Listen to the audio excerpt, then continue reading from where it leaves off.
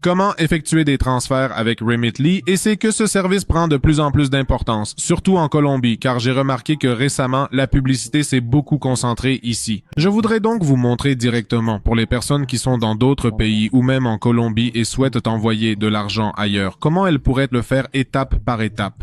Tout d'abord, pour le sujet de la réception de l'argent, rappelez-vous qu'il existe plusieurs méthodes de retrait local, comme par exemple Davivienda, Bancolombia, Nequi, BBVA, Daviplata, Exito, Mao, Banco Bogota, Banco Occidente, Banco Popular, et même certains qui ne sont pas mentionnés ici mais qui peuvent être utilisés d'une certaine manière.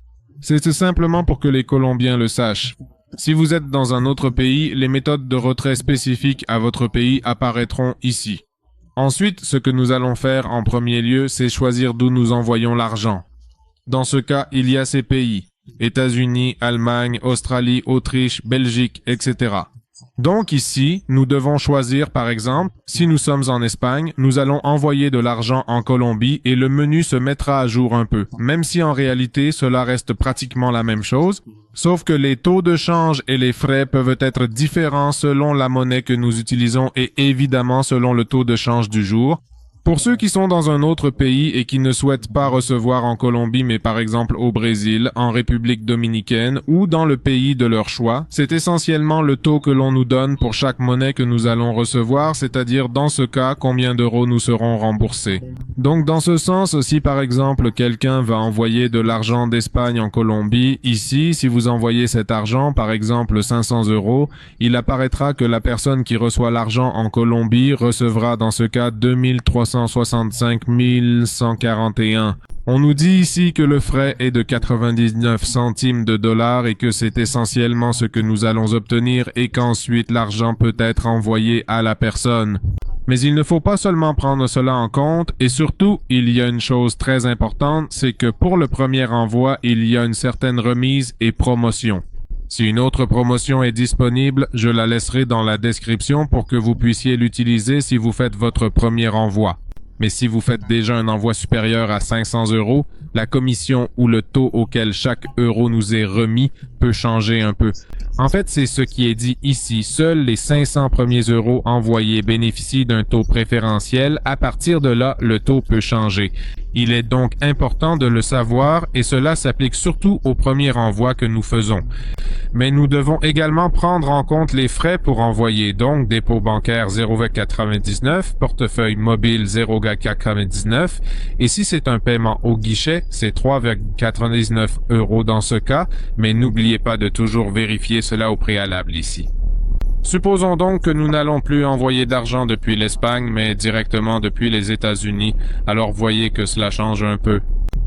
En fait, ici, le montant change déjà parce qu'avant, il était de 500 € et maintenant, il est de 750 $. Et voyez que le montant est un peu différent parce que ce n'est plus par retrait, dépôt bancaire ou autre, mais par montant. Donc, si c'est en dessous de 500 $, c'est 3,99 et si c'est 500 $ ou plus, ce serait 0. C'est surtout pour le premier envoi que parfois un taux préférentiel s'applique ici. C'est la même chose. Nous mettons simplement 100 $ ici, cela apparaît ici, mais bon, une fois que nous avons vérifié cela, nous allons nous inscrire. Je vous laisserai un lien dans la description pour que vous puissiez venir vous inscrire si vous allez faire votre premier envoi pour obtenir une remise ou la remise qui s'applique directement ici.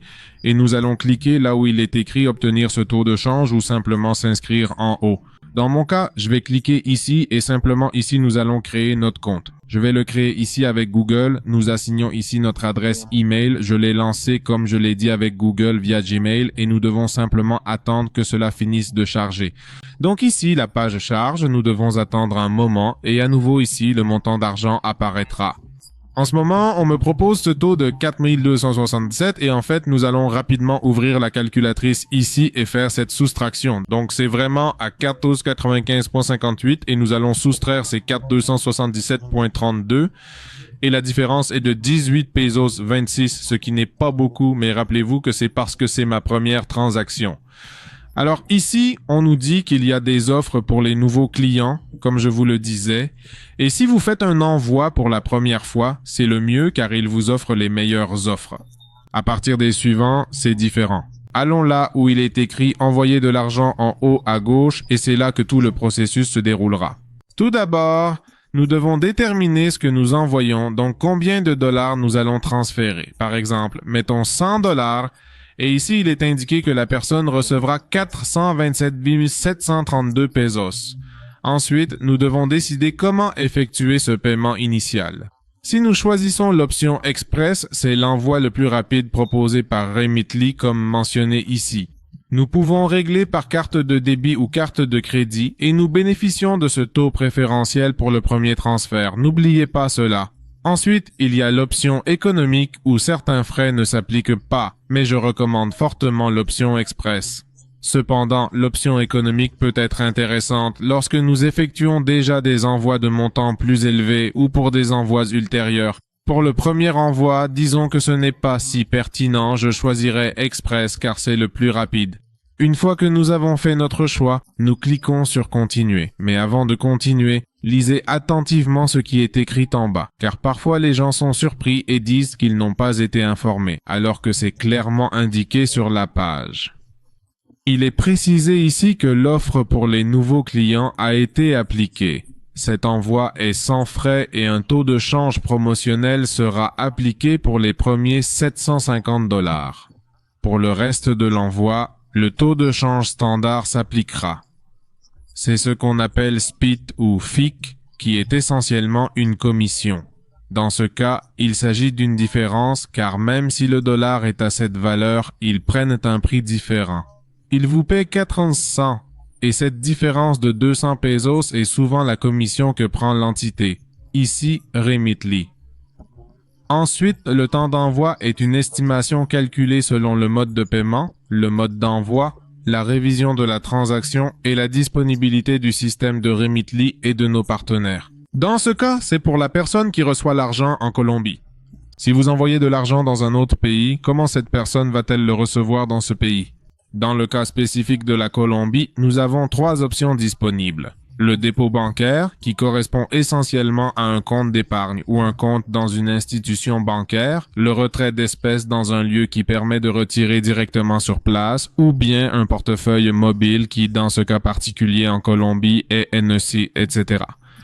Pour le retrait d'espèces, cela s'applique aux établissements bancaires ou dans des endroits tels que par exemple la caisse d'un Éxito, d'un Carolla ou d'un Super Inter, ceci exclusivement pour la Colombie. N'oubliez pas que pour chaque pays, les options peuvent varier. Enfin, le dépôt bancaire est pertinent lorsque nous souhaitons envoyer des fonds directement sur le compte d'épargne d'une personne. Cela comporte une petite note et c'est ce qui est précisé ici.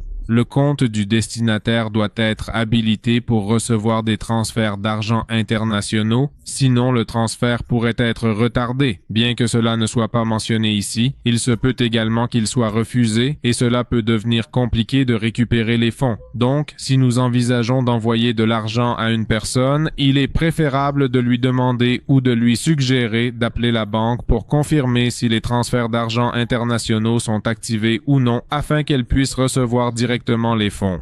Sinon, il est préférable de revenir ici et de sélectionner une autre option comme le retrait d'espèces dans une caisse d'Éxito puis d'entrer directement les informations nécessaires. Dans ce cas, nous allons procéder de cette manière. Ici, nous faisons un test pour que vous puissiez voir étape par étape. Nous allons donc entrer Carlos Jiménez et Gonzalez comme indiqué ici, puis nous allons cliquer sur Continuer. Ensuite, il nous demande l'adresse du destinataire, c'est-à-dire à nouveau l'adresse de la personne à qui nous allons envoyer les fonds. Nous mettons donc à nouveau ici, par exemple, la rue C101 dans la ville de Bogota et dans le département de Bogota, puis nous continuons. Souhaitez-vous que nous envoyions un message au destinataire avec les mises à jour de l'envoi? Cela signifie qu'une fois l'argent envoyé, la personne recevra des messages textes sur son téléphone portable indiquant qu'une telle personne vous a envoyé de l'argent, que l'argent est en cours de traitement, puis un autre message indiquant que l'argent est en chemin vers votre compte et ainsi de suite jusqu'à ce que l'argent soit déposé sur votre compte. Si nous voulons cela, nous mettons ici le numéro de téléphone de la personne. Sinon, si nous préférons lui dire nous-mêmes ou rester informés, nous choisissons d'omettre et ne mettons aucun numéro de téléphone. Maintenant, le motif de l'envoi, dans ce cas, l'argent que nous allons envoyer à cette personne sera pour un soutien familial, pour l'éducation, des économies, le remboursement d'un prêt, le paiement de services, le paiement de biens, le paiement d'une assurance, le paiement d'impôts ou des dons. Donc là, ça dépend de vous. Je vais le laisser en soutien familial et ensuite nous allons continuer. Ensuite, vos informations, dans ce cas, je pense qu'il n'est pas nécessaire de l'expliquer, mais c'est essentiellement nos informations. C'est-à-dire que cela vient de l'expéditeur qui, dans ce cas, serait aux États-Unis ou en Espagne pour envoyer l'argent. Donc ici, je vais mettre un nom Camilo Vargas, nous mettons la date de naissance, il faut préciser que pour cela nous devons être majeurs, donc cela vaut la peine de le mentionner. Et ici nous mettons n'importe quelle date, donc mettons ici le 8 et ici mettons 1990, donc le 8 février 1990, nous continuons. À présent, les informations doivent impérativement correspondre exactement à celles qui apparaissent dans votre interface. Sinon, la transaction pourrait potentiellement être retardée si les informations ne correspondent pas. Et ici, vous confirmez. Et ici, nous fournissons notre adresse, notre ville, notre État, etc. Dans ce cas, l'adresse des États-Unis sera automatiquement chargée, donc nous devons l'entrer ici. Ici, je vais mettre n'importe laquelle, par exemple New York, New York, et le code postal, je vais le laisser tel quel. Je vais continuer, bien que dans ce cas, il me demande absolument de mettre un code postal, je vais le mettre et je vais continuer. Et ensuite, ici, il me demande de mettre mon numéro de téléphone. Ce téléphone est obligatoire pour recevoir le message de contact par appel téléphonique, message texte qui dit ici en relation avec notre compte Remitly ou l'envoi. Bien sûr, cela change un peu ici et il n'est pas nécessairement obligatoire de mettre un numéro de téléphone du pays où nous sommes. Il se peut que vous n'en ayez pas. Donc vous pouvez cliquer ici où il est écrit utiliser un ou ce qui apparaît ici et ici directement chercher. Dans mon cas, par exemple, Colombie, et mettre un numéro de téléphone colombien. Donc ici, je peux cliquer dessus et simplement mettre n'importe quel numéro pour vous montrer comment continuer avec cela. Nous continuons. Ici, c'est une erreur de code postal, mais bon, ne vous inquiétez pas. Cela ne vous apparaîtra sûrement pas et c'est simplement que le code postal correspond à l'adresse que j'ai mise. Donc, je vais mettre un code postal qui correspond et nous continuons. C'est bon? Quand nous aurons fait cela, cela nous dirigera vers le mode de paiement, c'est-à-dire ce que nous allons ajouter. Donc, dans ce cas, il me permet d'ajouter une carte de débit ou de crédit ou de payer directement avec un compte bancaire. Donc ici, le texte nous dit que les cartes de crédit traitent souvent les envois comme des avances de fonds. Utilisez une carte de débit pour éviter les frais d'avance de fonds.